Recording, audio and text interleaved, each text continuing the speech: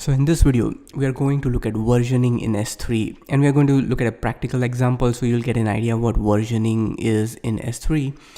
So let's create a bucket, and I'm just going to name it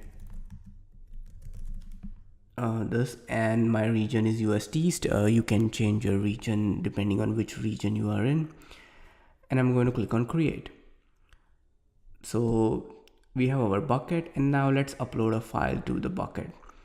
I'm going to upload this file, and let's view the contents of this file. So we have one line in this file, and this is a test node. That's what it says.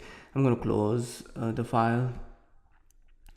Now let's go to properties, click on versioning, click on enable versioning, and click on save. So this will enable versioning on the bucket. So now let's see what happens.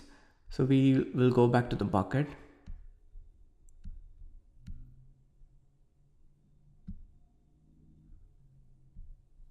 Let's make sure one more time versioning is enabled, and it's not. Let's save it again.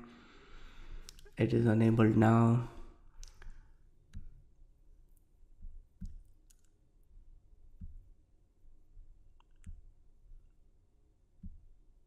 Now I'm going to open that file, add an extra line, and now I'm going to upload the file. So I'm going to overwrite the file. So when we look at the content of our file, you'll see that the previous file got overwritten, and now the new file has both the lines. But since we had versioning available, we can show and we can retrieve both the versions, the previous version and the current version. So if you click on this file, click on open, we'll have the previous version.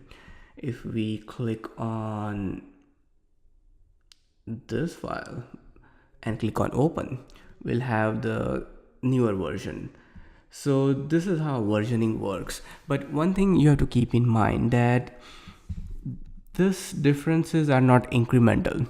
So let's say you have a 1 GB file, you modify it and then upload it again. It will store a completely new file in the versioning system.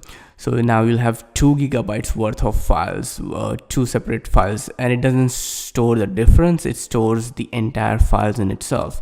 So while this is fine for small projects, you have to keep in mind that if you are storing large files like in gigabytes, it may cost you, because S3 has a cost associated with it every time you upload something and store it in S3.